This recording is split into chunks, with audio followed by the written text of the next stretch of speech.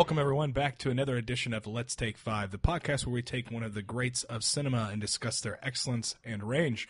My name is Eric Martindale. My name is Austin Luger. And today we are continuing on our final 10 films we're covering. If you're tuning into this podcast for the right time, or right now, you picked a weird time because we're actually covering 10 films to wrap up our Let's Take 5. So it's the Let's Take 5, Let's Take 10, Let's Take 5 wrap-up. And the film we are discussing today is The Good and the Bad and the Ugly. The previous film that we discussed was The Seventh Seal, and then after next week's podcast will be about Amadeus. But today we're discussing The Good and the Bad and the Ugly, and we have a very special guest on, who is my brother, Raymond Martindale the Fourth. Hello. Hello. Now, we were discussing this beforehand off the show, but how Ray and I's voices are very similar, so we should probably slate our names before we actually say anything each time. No, we're not Like a call signal? All right, so I am Eric. Raymond Martindale the Fourth speaking. Okay, commit that to memory. So I hear we sound a lot alike. So anyway, we brought Ray on, and this episode's The Good, the Bad, and the Ugly. Ray sort of had a pick of the litter as far as the 10 movies were concerned about because we wanted to bring him on to guest. And then I'm going to sort of summarize the film. We'll talk to Ray about why he might have picked this film. So this is the capper on the Man with No Name trilogy. The previous films in the trilogy are For a Fistful of Dollars and For a Few Dollars More, and this is The Good and the Bad and the Ugly. And they call it the Man with No Name trilogy because the movies share similar themes. They're spaghetti westerns. They're all directed by Sergio Leone. They're all filmed in Italy. But the film's actually not in common that much. I mean, other than those big things. This is not the same main character, or is it, in all the other films? But he has a different name in each film. I kind of think it is the same. You have a theory on that? I rewatched all three, and because Clint Eastwood's in all three, and then Lee Van Clamp's in the last two. Right, but Lee Van Cleef can't be the same character. Yeah. That's where that doesn't work for me. I think it's a... We'll get into Draper that. Situation. He's still it's Dick Whitman, Don Draper situation. Yeah. So anyway, so the story follows the three characters, the good and the bad and the ugly, on this quest to sort of reclaim this gold that was buried in a cemetery. There's several. One knows the grave, and one knows the cemetery, so they have to trust each other, and they have no reason to trust each other, the ugly and the good in the film, the Eli Wallach character and the Clint Eastwood character, as they drive towards the cemetery, because they both betrayed each other in the past. Then you have the bad character, which is Lee Van Cleef, searching for the gold as well. And it all wraps up in one of the craziest endings in cinema history as far as tension builds are concerned. I still don't know how you sustain tension for that long without release. It's like, and it's anxiety inducing. Ray, so you had a good, you had a pick of the litter here, and you sort of picked this film out of the 10 because we were going to have you on it. What attracted you to The Good, the Bad, the Ugly of all the other films? Well, I like the spaghetti western genre. I like Sergio Leone. My favorite western is Once Upon a Time in the West. So obviously sharing the same director, sure. And similar themes.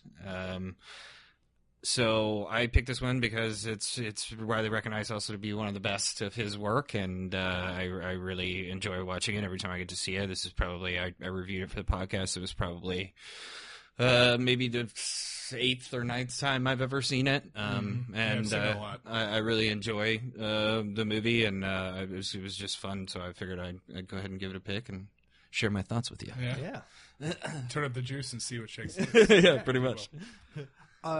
Yeah, part of the reason we took a week off last week was because I was really busy, but also I wanted to rewatch the other two films in the trilogy. And I'm glad I did because it made me appreciate this one more because Fistful of Dollars is fun, but For a Few Dollars More, it's so much more complicated, like it's story and it's so good. It's visual storytelling, and this is even more of that. It just has such a grand, epic sense, and yeah, I just love also just the main character of the good, which I guess is the easiest way to kind of keep calling them all.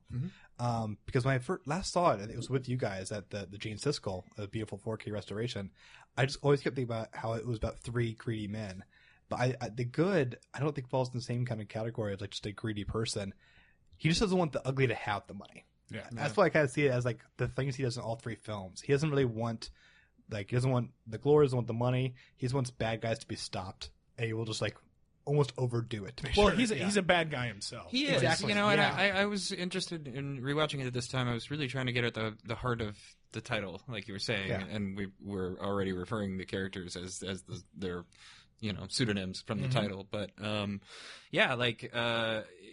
good is not very good. I mean, he does better things than the people that he is relative to, and he certainly has a probably the strongest moral compass of the three.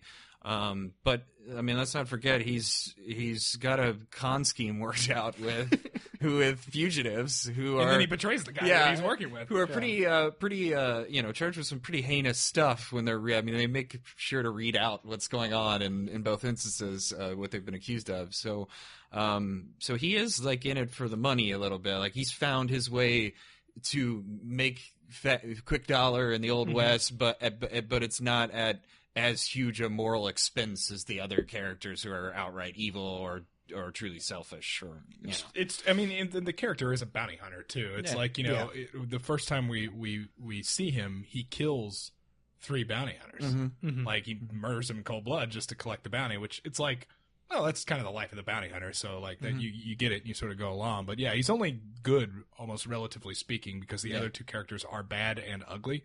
As far as, the only like objectively abhorrent character is probably the bad, because even the ugly shows some redeemable features. It's more like a rivalry of 2 bad cowboys, and it's a fun rivalry between the ugly and the good. And also you get to dive into the ugly's past a little bit and see that, he's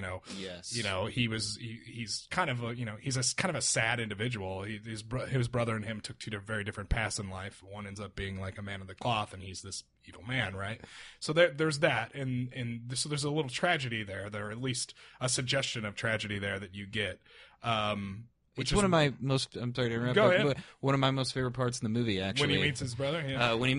Actually, it's directly thereafter. It's the scene immediately after, because the Good's character witnesses the scene between the ugly and his brother, and it's almost in that moment when he sees what happens to him, he looks at the ugly as just another human for the first time, and not something lesser than that, because he is a bounty hunter or what have you.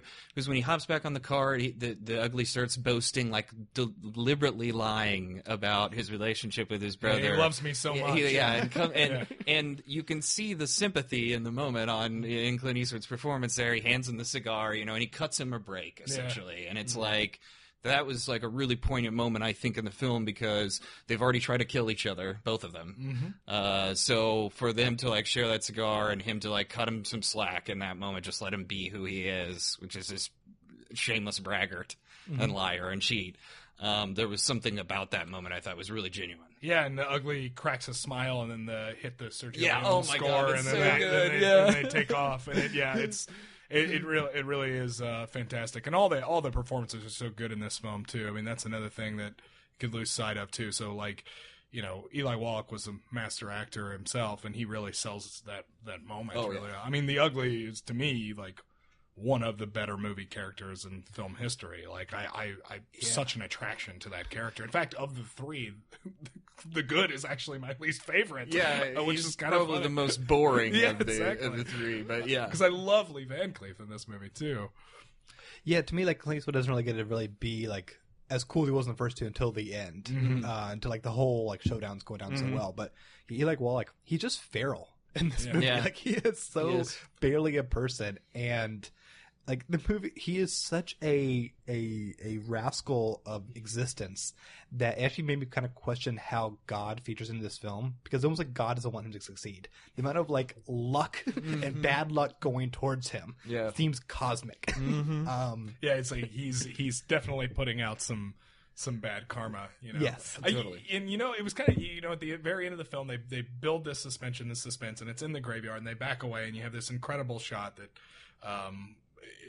where they just hold, and then they're cutting to the eyes where the music's playing, and then you make fun of the music, call it a cliche. Well, this movie invented the cliche, so it has a little leeway here, and it's just building this suspension: who's going to shoot who's going to kill who. And in that moment when that's happening, I'm not really rooting against anyone. I'm not really rooting for anyone. In fact, and that's part of what the tension it builds up, is because I know someone's going to die, and it's really freaking me out, or 2 people are going to die. And then spoilers: the one that dies is Lee Van Cleef. Angel Eyes, the bad, dies, and it's like that sucks. I love that guy. I ended up loving all these characters so much. And then particularly was a really interesting thing. Clint Eastwood obviously, Quentin Tarantino obviously borrowed a lot from this film. He's referenced this film several times, and when this movie has character introductions where the first character we see is the Ugly, and he does something like in his character, and it pops up. He's being thrown out of a window. Yeah. And he just shoots 3 people, and he hops out of the window, and then he's got a chicken leg in his hand. Exactly. and then in the other one, for the good, he does something sort of badass and heroic, and he kills these guys, and it says the good. The best one, though, is the bad. Angel Eyes Lee Van Cleef. He goes and collects on a contract, kills a guy, but before he killed the guy paid him to go kill the other guy. So then he goes to the other guy. And he goes, yes, he killed one of his sons. And he says, the thing is, when I'm paid, I always see the job through. And then he shoots the guy, and then he laughs, and he goes, and then the bad pops up. I'm like, oh my God, these are such good characters, but obviously very influential as far as filmmaking is concerned, because we see a lot of that type of stuff in Tarantino's work. Right. The presentational style of the edit, where you're saying that they actually pause the frame and come up with the titles and stuff, is very reminiscent of Tarantino stuff. 100%. And there's something about this movie, too, that I'm glad I rewatched the other ones, because like this just feels like it's 3 hours long. This is like his epic, much like later films he does, like Once Upon a Time in America and Once Upon a Time in the West. But there is such a grand feeling of life and death in this film that you don't get in the other two. The other two are very, very fun, but like the way they kind of just keep using the noose. By the other two, you mean the first two? Yeah, the first two in the trilogy. Yeah, like when you have the bad be bad, the deaths seem bigger than when it was just like those two teaming up to stop a badder guy in the last one, and just to kind of keep using the noose is like you feel at the rope during those scenes, especially when you have characters who are in the title in the noose, and then you go to war, and that whole like amazing sequence. And I love that part so much. It's incredible. It's like otherworldly too. Yeah, like these characters keep coming in and out of moments. I say history very loosely here because what was there, like one Civil War battle that might have happened in the Old West? Like it wasn't a hotbed for the Civil War, but that's still so prevalent here, which is part of the spaghetti western feel too, and this sort of lack of actual American geography, lack of actual American history, but still, they use archetypes of American history of the soldier and the Civil War that was going on. It makes this wonderful backdrop. It's almost, like I said, otherworldly, but it has a very similar to it. Right. The other ones are just kind of, and this is a real shame because I love For a Few Dollars More. I really do. But this movie just is so much more superior because of the things that we just talked about. That and because For a Few Dollars More was the second one in the trilogy, it really is forgotten. I mean, I know. The Fistful of Dollars at least has spoilers. Go watch our Yojimbo review. It's the same film, literally the same story. The For a Few Dollars More is its own thing, and it's a really, really great cowboy movie, but then no one's going to talk about that with The Good, the Bad, and the Ugly and Once Upon a Time of the West that came out, afterwards too. It's a shame. And that whole war sequence to me, like it makes their personal quest, because it's so small. Like personally, okay, we're stopping the bad guys, the other two films. This is, we want to get the money. And so when you have this kind of greedy, backstabbing kind of plot, and you go to, actual bigger things are going on around you. Bigger things that are like costing lives and changing landscapes, and just to kind of have them be part of that for a moment makes their actions seem even grosser. As they gotta like leave that to kind of go back to being like assholes. Yeah. Well, there's a certain romance to it, right? Yeah. A lot of the sequences that they've kind of set on the war backdrop, which there are a few of them in this movie. I think they kind of romanticize that conflict a little bit, particularly with the captain, spoiler alert, who says, "Can you keep me alive, Doc? Just a little bit longer. I'm expecting good news." Yeah. And I think that in that plot where like you said, they set aside their differences for a little bit, and they kind of realize that this conflict is just a bloody disaster that's taking its toll on like innocent people on both sides that are the same people. Yeah, that are brother and sister, or brother and brother, essentially, and that nobody wants to fight it. Not on either side. So for them to stop and blow that bridge and stuff was just really cool. I also think that the sequence in the prison camp where they're singing the the tune and the band is playing, and they're the bad is essentially beating up Eli Wallach's character, trying to get the information of where the graveyard is from him. Was a really kind of romanticized, but still, genuinely touching scene where, one of the fiddler sort of breaks down after the punching gets so loud, and he's probably done this 1,000 times, right? He just can't do it anymore, and they're like, you there, play that fiddle, you know what I mean? It's just this miserable existence that just is heartbreaking and really done effectively with the edit and the music. Yeah, it's like it's a very, very sophisticated form of melodrama, right? I mean, it's like it's obviously meant to be emotional, and it's effective. It doesn't make it any less so. And there's something sort of, like you said, romantic in the sense that it's. I mean, come on. I mean, how many stories have we seen that are are video games or whatever that we played, or books where we've read where we're seeing this and this sort of the world sorts of come to life and sorts of populate it. It's like fiction, but it's also, I don't know. I'm rambling here, but it's one of those things that you know it when you see it. Like, I'm watching something and it's so pretty and sad at the same time that it might make me misty-eyed. I don't even know why. Yeah. It's like, this is one of those type of scenes, and this movie has a lot of that. It does that a lot effectively. Yeah. When it's the good and the ugly before the bridge is about to blow up, that like weirdly gets me when they start to talk about like asking where the money is, and like the ugly tells the truth. He does, and he's genuinely scared. He keeps saying like, "Why are we here? We should leave. I don't want to die here," because he's the cockroach. He just can't die in this world. If God or Satan is keeping him alive, I don't know. But like that moment of like genuine fear, and you also get to see it in Clint Eastwood's eyes as well. But Clint Eastwood is still an asshole who lies. Yeah, it is almost a face of death, about face for the ugly character, Eli Wallach's character, because he does come clean in that moment. It's almost an urge to do so too. Like he has to talk about it. He has to give up the secret in case they die. You know what I mean? Like, I've got to let you know. That's probably another pivotal moment between the relationship of those two characters that just culminates in a really strong but unspoken bond between the two of them. I could be wrong about this, but I tried to pay closer attention to this. I think too, even at the scene in the end when it cuts to the wide shot after the gun sequence goes down and he gets shot, Eli Wallach's character is pointed at the bad. So when they fire, he's going at the bad first and not shooting at the good, the blondie. So I think that says something too about the choices or that he's made in the arc of the overall character, because he tried to kill him earlier in the movie. Yeah, that's true. And that's where you really feel the essence of death. To have Clint Eastwood, dehydrated and like just dying in the desert. Well, that scene, it's insane. It's one of the more memorable scenes for me. Is the good taking that walk through the desert. I mean, and it's like the ultimate payback. I mean, it's so good. You got the ugly out there with an umbrella. He's like having great, and he comments on how light skinned, the good is. He's like, hey, I hear you people don't do too well out there. He's sitting there and he's like got water. He's drinking. He's washing his feet in the water. It's like, it's so funny.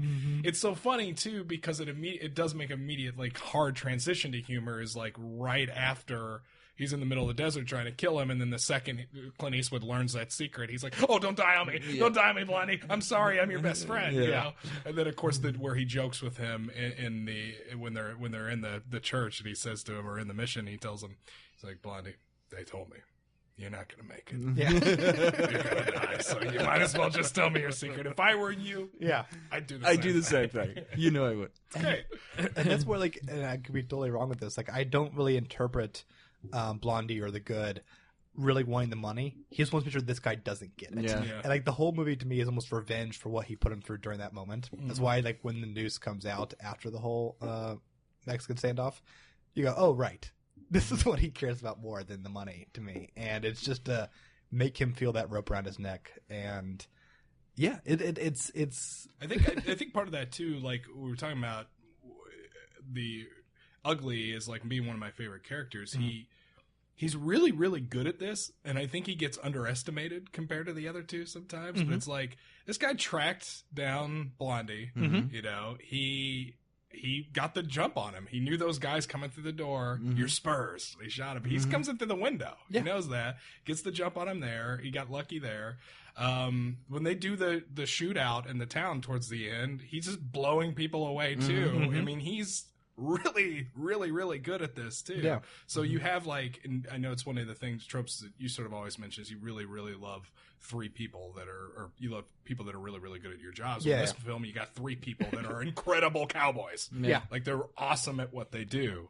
So seeing that sort of come to the head is great. Yeah. Especially since they're just so much different philosophies. Like that's what worked about the second film was that these are two people who want to stop the big bad guy, but they have different ways of doing it. And I think the reason why you keep underappreciating the ugly is because he's so stupid verbally. Yes, he can stay alive. Yes, he can shoot everybody. But my favorite line of his in this viewing was when they kind of meet up again with the bad. He's like, "Oh, Angel Eyes, Angel Eyes. They don't even call you Angel Eyes here. They don't even know." He doesn't. He thinks. I don't know. There's so much going on in that line. Yeah, he. I think it's funny too when he goes into the shop after coming out of the desert, and he has that really great sequence with the shopkeeper where there's really no spoken dialogue whatsoever, but he goes through a whole litany of guns, and to what you were saying too about these are three people that are damn good cowboys at what they do. He goes in, he rolls through every barrel, every revolver, is unattaching things and reattaching until he's got a perfect gun, and then he gets into a click he likes, he's satisfied, and then he lets the merchant listen to the click, like that's a good guy. Yeah. The way he robs that guy's great too. Oh yeah. Because at first he thinks he's talking about the price of the gun, but he's saying how much money do you have to register? Yeah. He lets him keep the booze, right? Yeah. This is a little. Yeah. That moment also. I mean, once we have the ugly in the graveyard, the musical score is so joyful, and to have it zoom past as it goes down row after row. It could be monotonous to watch, just to kind of watch someone go through a graveyard, but he is so happy. It's the dog who caught the car. Well, this is the most aesthetically cool cowboy graveyard ever, too. Yes, so that helps with the amazing score. And you just kind of keep watching, and because you don't see anyone else in the graveyard, just him, he has to just be so happy that he thinks he won. And then, of course, once he gets to the spot, there's Clint Eastwood, who just seems to magically be there. You didn't see him walk up. He's like. The characters work that way throughout the whole film. Yeah. Characters, you got, I think I read actually it might have been Quentin Tarantino that wrote it, but I read a huge essay on Good, the Bad, the Ugly once, and one of the things it commented on is how the camera and the editing works in this movie is sort of when you look through the camera, you look out at 40 miles of open desert, there's no way certain characters should have been able to sneak up on certain characters. Exactly. And yet it works in this film as sort of the magic of the West, the way these characters are sort of pillars of the Old West as the good, the bad, and the ugly, and representations of that, and those archetypes. They are bigger than the people. They are the archetypes, so they have the power to do that. Yeah. That's why Clint Eastwood can be 1 on 5 and kill all 5 guys in a gun duel, right? Yeah. So something about this film too that I think you kind of touched on a little bit earlier, Eric. It was the obvious influences that it's had on other forms of popular media and culture. Tarantino, something that you mentioned, but strictly speaking, talking about the editorial of the film itself is Ray's an editor, by the way. Yeah, it kind of makes it an entirely different beast. It gives you another window inside of a way of appreciating it. Again, like you said, with the way that the characters are introduced, and it's almost got that very presentational style, in the way that the actors effectively use story beats to and music to drive comedic moments where Eli Wallach's character flips on a dime when he wants him dead in the desert, that you mentioned, Austin, when you said when he enters the graveyard, what makes that sequence so great too is that besides the fact that it's an excellent location, is the way they shoot that scene is him running in the circle, and then they do a POV shot almost too of a spin in the center of the graveyard, just showing all these graves. And so disorienting. It's so disorienting, and it's so there to give you the idea that without the name of this grave, there is no way in hell that anyone's ever going to find this gold.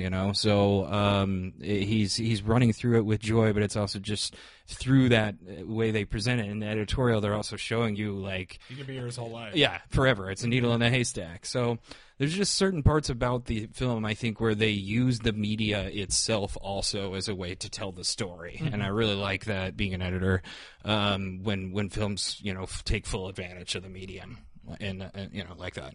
Yeah, it was I always talk about this list of movies that I get when I was, you probably remember, I had like 20 movies I wanted for Christmas one year, and I ended up, I think Mom and Dad got us.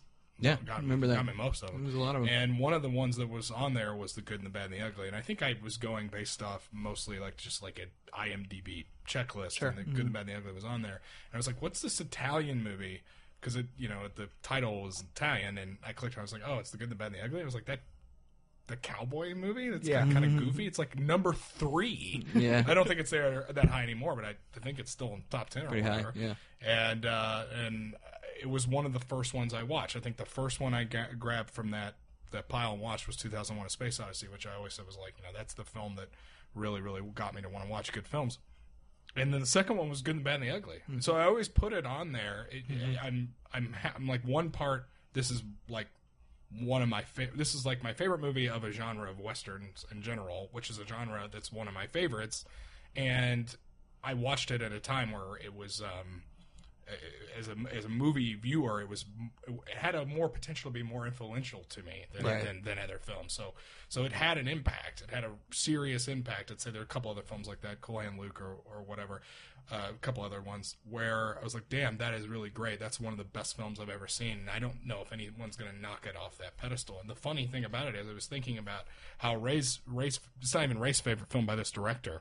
And how, isn't that funny, how, like, there's certain directors, I was trying to think of, I think there's probably a bunch of directors where I think, okay, which one of these movies this director did is the best movie of all time? Yeah. Mm-hmm. It's kind of weird, and Sergio Leone has a small filmography, comparatively speaking to a lot of people we would pick, but my God, guy made some incredible movies. He made some incredible movies. Yeah, agree. I mean, the film we're covering next week, Amadeus, Milos Forman, also kind of a same type of thing. But he also made One Flew Over the Cuckoo's Nest as well. Mm-hmm. It's true. Like, that's insane. You could have a director make that many incredible films. Yeah, it's true. And this one is just also just so fun. It's 3 hours. Yes, I guess it is a foreign film, but man, you could turn this on and be sucked in. Even if you're not even like a big cinephile, it being a so fun to watch. And most of the actors being Italian makes it fun to guess because the ADR is poor. Because it's Italian cinema. Exactly. It's always fun to try to guess which of the actors are Italian and which ones aren't, or in what scenes is like. Because I think Eli Wallach may have been speaking Italian in some scenes. So I'm like, what scenes is he speaking Italian and getting ADR'd in English? ADRing himself? Yeah. It's kind of funny. I forget whenever Italian cinema finally recorded film and sound at the same time, but it took a while. Yeah. Kept going into the next decade for sure. Yeah, I remember because when we saw it at the Gene Siskel, I think Meg asked me something like, is there something wrong with the sound? I'm like, no, none of the actors on screen speak English. Yeah. But it's like, but it was matching early. And I was like, all those actors were speaking English. It's weird. Yeah. But it's what's happening. Yeah. Any final thoughts? Yeah, it's great. It's a great movie. I recommend it. And it was one that I felt like we had to do before we stepped away from the podcast. There was a couple that we definitely had to get on there. And then we're covering them now in this final 10. And this is one of them. I completely agree. It's a world-class film. I would recommend anybody see it. It's suspenseful. It's got action. It's got romance. It's got just all the great qualities that good movies do. I would strongly suggest checking it out. Yeah, it is if you're not even a Western fan, I think this might be your movie. I think it's a good gateway. And I think it really, because I think a lot of people for Westerns, they think, it's old, it sort of drags on, it's not as relevant as it used to be. But I think there's a lot of techniques being employed in this film here that are being employed today. This is a very influential film. Absolutely.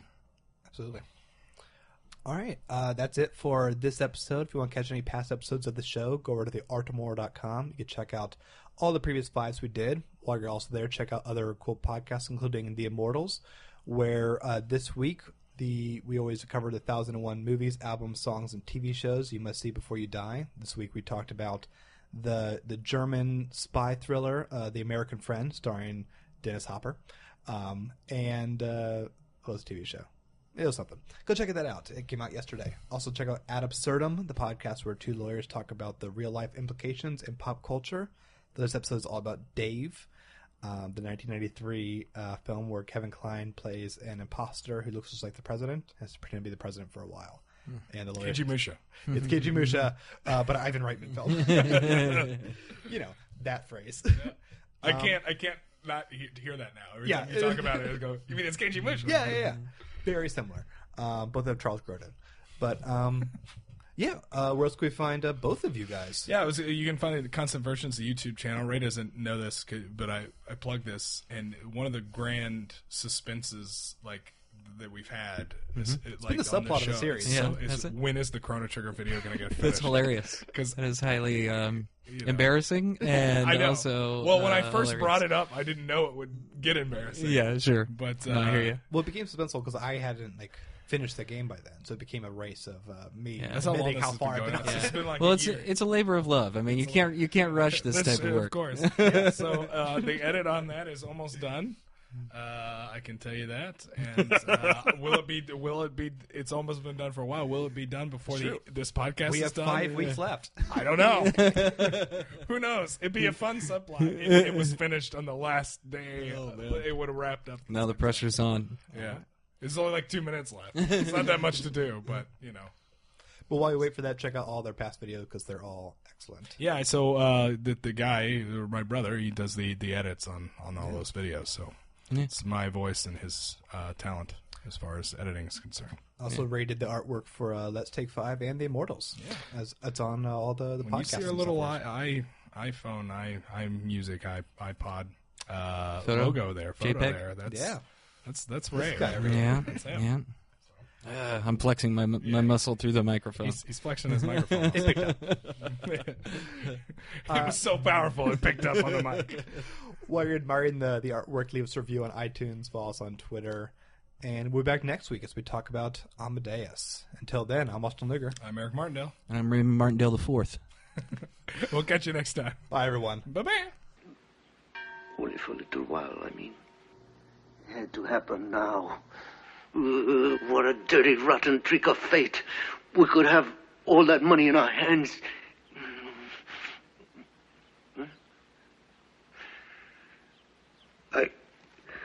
I must tell you the truth, Blondie. In my place, you would do the same thing. It's all over for you now. There's nothing anyone can do anymore. Oh, God, forgive me. It's my fault. Mine.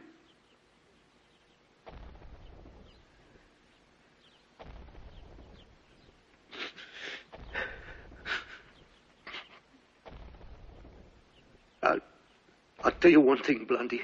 If I knew that my last hour had come, I swear, in your place, I would do the same thing.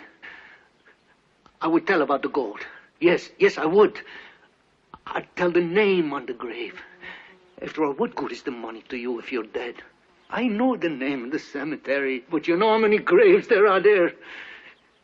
Please. Blondie, please, have a little. Coffee, please tell me the name. On the grave. If I get my hands on the $200,000, I'll always honor your memory. I swear, I'll always honor your memory. Come closer.